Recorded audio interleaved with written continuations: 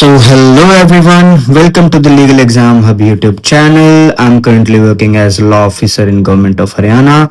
Please like the video, subscribe the channel and share it. फटाफट से इस channel का पर्पस बता देता हूँ। यहाँ पर सभी लीगल वैकेंसीज बताई जाती हैं, upcoming vacancies, exam dates and syllabus, exam strategy and previous year papers. तो अभी आगे चलते हैं वीडियो की तरफ। एक बहुत बढ़िया गुड न्यूज आई है लॉ एस्पिरेंट्स के लिए। नई वैकेंसीज आई है लॉ में स्टेट बैंक ऑफ इंडिया में, assistant manager and deputy manager law की। तो टोटल वैकेंसीज हैं 20 हैं असिस्टेंट मैनेजर के लिए, 27 है डिप्टी मैनेजर के लिए।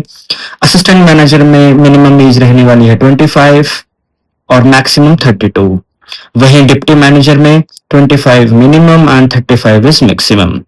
फॉर्म डेट इज 24 जून से शुरू हो चुके हैं, यानी आज से, और 14 जुलाई तक फॉर्म फिल किए जाएंगे।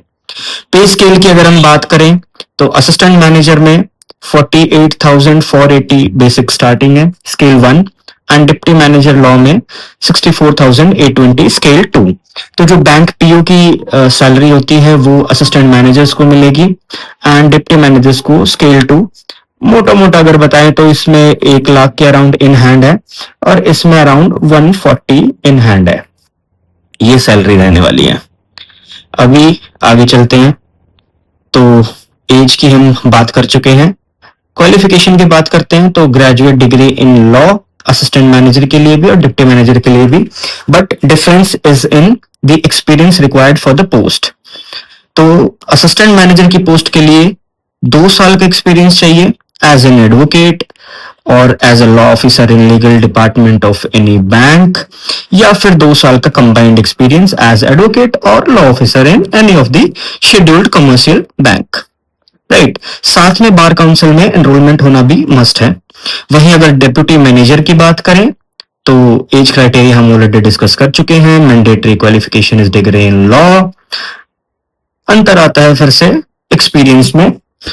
असिस्टेंट मैनेजर में 2 साल का एक्सपीरियंस मांगा है, वेयर एज डिप्यूटी मैनेजर में 4 इयर्स का एक्सपीरियंस, या तो एडवोकेट का हो या फिर लॉ ऑफिसर का हो या फिर दोनों का मिलाकर हो। अब बात आती है एग्जाम डेट की। तो टेंटेटिव एग्जाम डेट दी है नोटिफिकेशन में अगस्त 2026 की, यानी मोटा मोटा सिर्फ 2 महीने रहते हैं।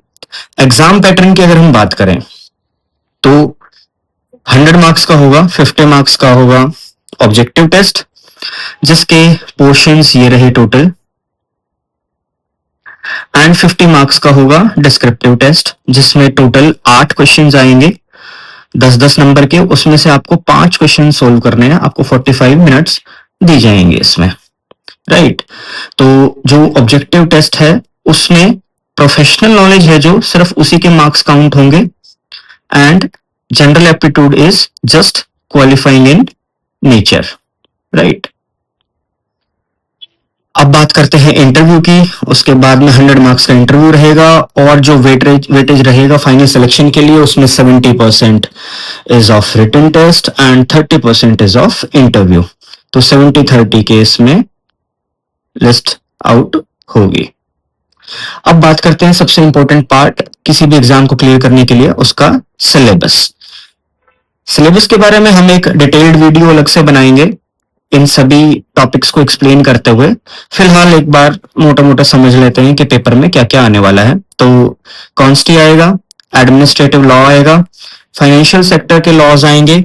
इसमें हम जो IBPS SO में लॉज पढ़ते हैं, IBPS SO में जो लॉज पढ़ते हैं हम, वो सारे सरफेसी एक्ट वगैरह, वो जितने भी DRT हैं, बहुत सारे एक्ट्स हैं, तो वो इसमें सभी आएंगे। उसके बाद प्रोसीजरल लॉज आ गए, जैसे कि BSA, BNS and BNS,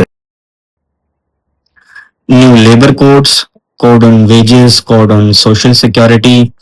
right, और उसके बाद में इंटरप्रिटेशन एंड लीगल ड्राफ्टिंग। तो ये रहने वाला है इसका सिलेबस। और एक और इम्पोर्टेंट चीज, वेटिंग लिस्ट इसमें ऑपरेट की जाएगी। Thank you for watching the video. Please like the video, share it and subscribe the channel for further updates.